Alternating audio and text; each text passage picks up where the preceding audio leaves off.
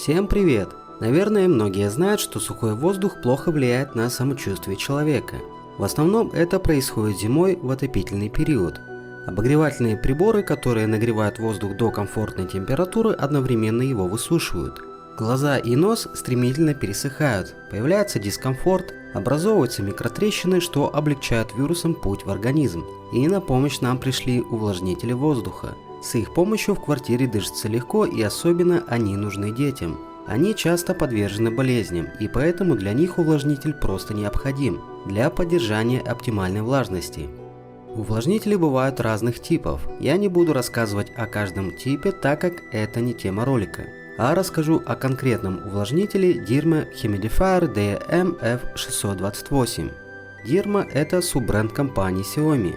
И поэтому в качестве продукции можно даже не сомневаться. Это модель с механическим управлением, а также есть модели с сенсорным управлением. Я не просто так выбрал именно эту модель увлажнителя, но об этом я расскажу немного позже.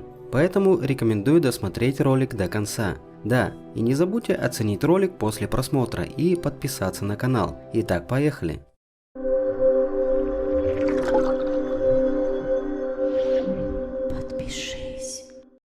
Увлажнитель рассчитан на 5 литров, но по отзывам вмещается 4,5. На корпусе нет никаких раздражающих светодиодов. На баке есть полоса, через которую можно посмотреть остаток воды, хотя тут подсветка не помешала бы, потому что в темноте ничего не видно. На корпусе имеется одна единственная механическая кнопка включения, с помощью которой можно также регулировать мощность испарения. Есть датчик отключения в случае отсутствия воды. Датчика влажности здесь нет. Сам увлажнитель сделан из АБС пластика. Расход воды 350 мл в час. Мощность 25 Вт. Рассчитан увлажнитель до 30 квадратных метров. Сверху имеется отверстие для выхода пара. Снизу также есть отверстие для забора воздуха. Вот так выглядит внутренняя часть увлажнителя. Из особенностей здесь есть емкость для эфирных масел. Кстати, этой функцией мы часто пользуемся. Добавляем туда масло чайного дерева и включаем в комнате ребенка, так как это очень хорошо помогает при кашле, и ребенок лучше спит. Даже в более дорогих увлажнителях, купленных у себя в городе, такой функции я не видел, и поэтому это огромный плюс данного увлажнителя. Минусов, на мой взгляд, здесь два, но даже я бы сказал не минусов, а небольших недостатков. Во-первых, это вилка. Увлажнитель был заказан в Китае, соответственно и вилка здесь китайская, но это не проблемы, ее можно переделать на нашу. А во-вторых, это заливное отверстие. Уж очень оно маленькое. На мой взгляд, можно было и побольше сделать, и поэтому наливать воду приходится аккуратнее. А теперь для тех, кто остался до конца, расскажу, почему же я взял именно эту модель увлажнителя с механическим управлением.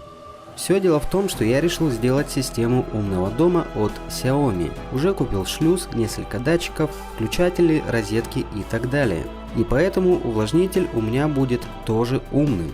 Он будет отключаться и включаться при достижении определенного порога влажности. А сделал я это с помощью датчика влажности и умной розетки Xiaomi, которые внедряются в систему умного дома и работают по заданным сценариям. Для сравнения приведу вам цену умного увлажнителя Xiaomi. Стоит он 9000 рублей, но у таких увлажнителей с встроенным датчиком влажности всегда будет погрешность, так как он измеряет влажность вокруг увлажнителя. В моем же случае на все у меня ушло 3000 рублей.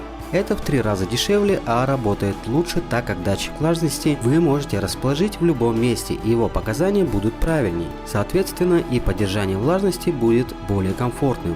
Но об этом конкретно я расскажу в следующем видео. А на этом у меня все. Не забудьте оценить ролик, подписаться на канал и нажать на колокольчик. Всем добра и удачи!